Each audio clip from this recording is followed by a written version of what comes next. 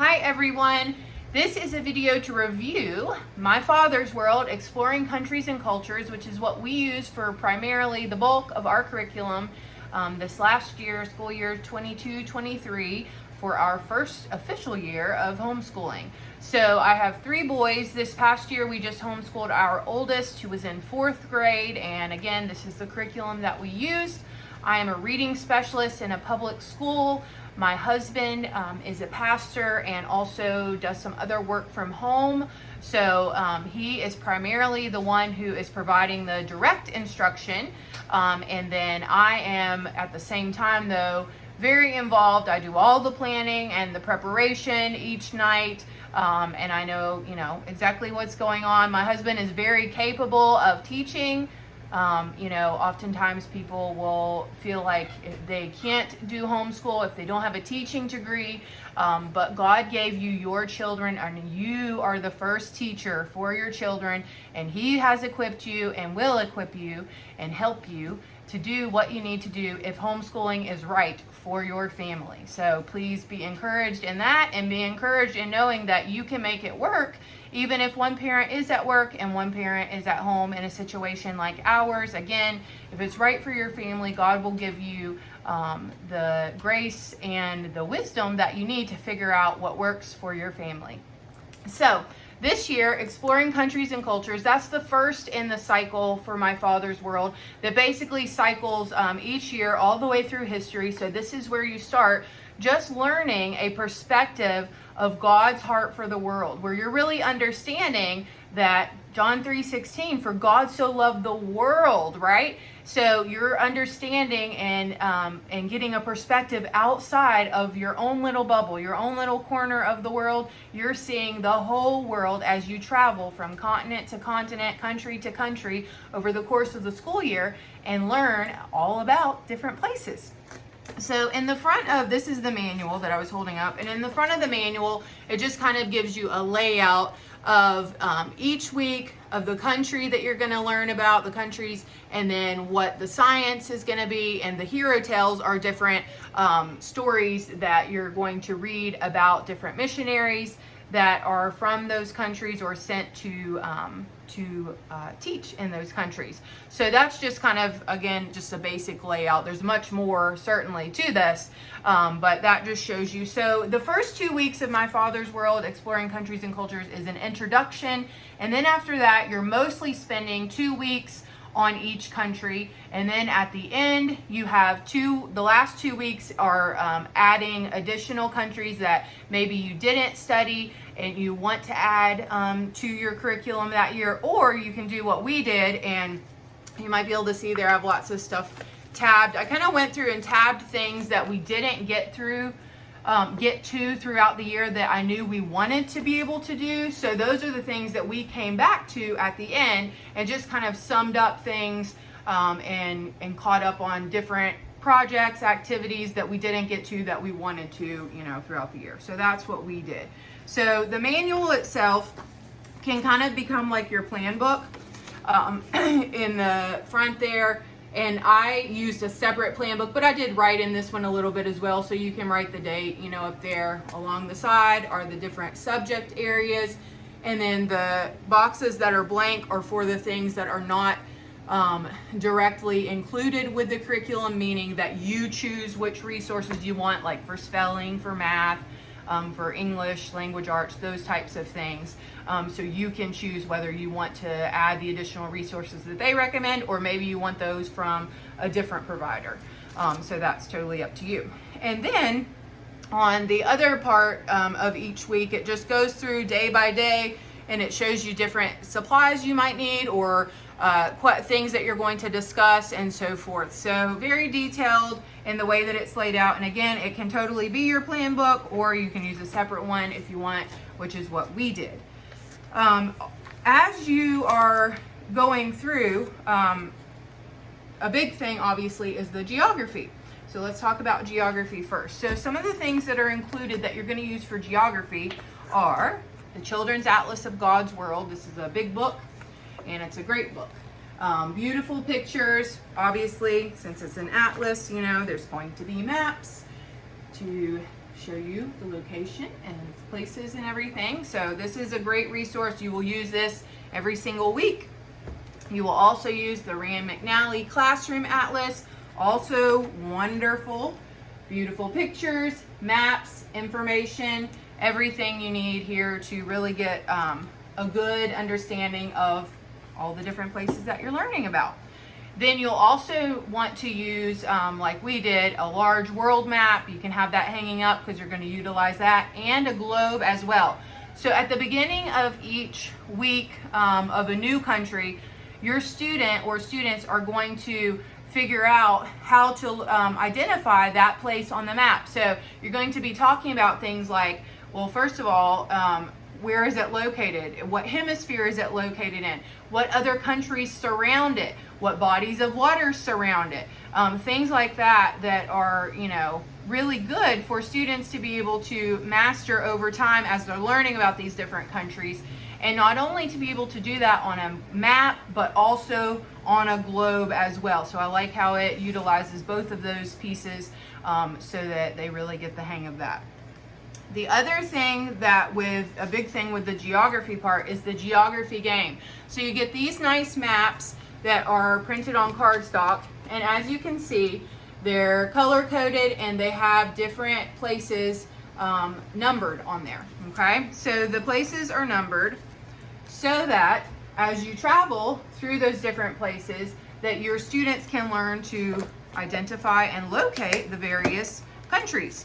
So we have a little container here that we put all of our plastic bags in with our different places. So like, here's North America. So there's the label card, North America. And then behind that are all the other cards that go with the countries of North America, so that the students can learn to identify, and then on the back is the correct number there. So it's kind of like a game, a self-testing way that they can, depending on the age, they could really do it on their own as they get older, but it's something you can do together as a family, because I'll guarantee you you will learn to identify and locate these countries just as much as your children. And you can also use some little markers. The curriculum comes with some, but we utilize these like little bingo chips to put on the map. You can do it that way too. So each week you're going to play the geography game as part of your student studies, and you will continue to build on. So first you're starting out with just North America, then you're moving to South America, and once you get to South America, you're going to do South America, but you're also going to go back and you're going to keep practicing North America. So you're building upon, as you travel everywhere. And so by the end of the year, when you get to take the post-test, you take a pre-test at the beginning of the year, you take a post-test at the end of the year, and you can kind of gauge where your student, how many countries they knew, how many countries you knew, and then how they did at the end of the year as well, which is really amazing to see all that they can learn that way. We also use for geography A Trip Around the World, Another Trip Around the World. These are great books that have different pages in them that have information like about each country, interesting facts that they can read, things about the flag. There are the language activities are really cool, so it'll have a page on that has information about the language of that country. It has arts and crafts activities, recipes that you can try. So these are just fun little things to add in, but also informative and certainly educational. And then Exploring World Geography is also a book that has lots of good worksheets. This is definitely for older kids or more advanced kids, and has really good geography and social studies type information and activities that you can utilize as well. So that's geography. And then the other thing that you do with geography is you learn all about geography words. By each week, the students are going to create little cards, like on index cards, they're going to create definitions and pictures for various geography words that they're learning as they travel through those different countries. So what's the geography like there, and they'll learn about those specific words and learn to identify them and what a picture of one of them looks like and so forth. So there's a lot to that. As far as science, we use the Usborne Living World Encyclopedia. So that's going to go through and show you lots of good science information. So lots of pictures, as you can see, diagrams, labels, all that kind of stuff in there. And then with the reading, someone created a Usborne journal, a student journal that goes with this that you can print out. And that's what we did. And so we created a notebook that went along with the reading. And so your students can, after they have read the material, they can write down facts that they learned, illustrations that go along with what they were learning about, etc. Just a way to practice note taking and responding to what they read, of course. So that's a really, really great book. Properties of Ecosystems is also part of the science text. And it tells about just what the title is. So about ecosystems, about animal defenses, adaptations, all of those types of things. And then there are discussion questions at the end of each section. And there are also projects at the end of each section that you can do to go over what you've learned about. So it goes through all the different ecosystems that you're going to learn about as you travel through those countries. This book we also utilized, as you can see, this says grades 1 through 3. My student was in 4th grade, and it was still a wonderful book, The Complete Book of Animals. Just great information about all the different animals that live in all the different places. So in the table of contents, you can see it goes through and categorizes the animals according to where they're found. And it basically has little stories. It has articles that you're going to read information about each animal, and then there are questions that the student can answer in regards to what they have read about the different animals. So like there's an example. So there's the bee page, and then questions that they can answer about that. There's crosswords, word searches, all kinds of cool stuff in there to learn information about that. As far as reading, what we did for reading is in the back of the manual, I forgot to mention that. So in the back of the manual, there is a book list, a recommended book list. So for all the different countries that you're going to travel through, you're going to want to pull books, of course, that help you and your student to learn about that place. So at the back of the manual, it is separated by weeks, and it then goes down and breaks it down between like picture books, fiction books, drawing books, etc. Okay, so these are recommended resources for book basket. So that's what we did, is we had a basket, and in that basket, that was kind of considered silent reading. And then there were also books that we pulled from the book list that we use certainly for read aloud as well. But we would try to do 30 minutes of silent reading each day. And so there would be books from the various countries, and there might be other books in there, that he pulled just from our own shelf at home, or that he found at the library, that he just wanted to read or whatever. So that was Book Basket. And I recommend, if you can go on, what I would do, again, this is something that I could do while I was at school during my lunch, is I could go on and I could reserve my books that I wanted for the next week from my local library, and then after school I can go and pick them up and put them in the book basket, and then take the old ones back. So that worked out well. You can also, of course, look on Amazon and eBay for books that you can't find at your local library. So I did that too. The Christian Heroes Then and Now. This is an amazing series. There's a ton of books in this series. This is just one, George Mueller. So the curriculum itself comes with several of these, and then there's more that you can get. Your library might have some, or you can buy them online. And these are published by YWAM, Youth with a Mission. Excellent books, though, that tell about these literally Christian heroes of the faith. And so these were utilized as read aloud. Some of these do have some deep things in them real stories of people who were martyred, killed, bloodshed, etc. So some of this, again, depending on the age, you certainly want to use these as read alouds for the most part, so that when those topics come up, that you can discuss them with your children.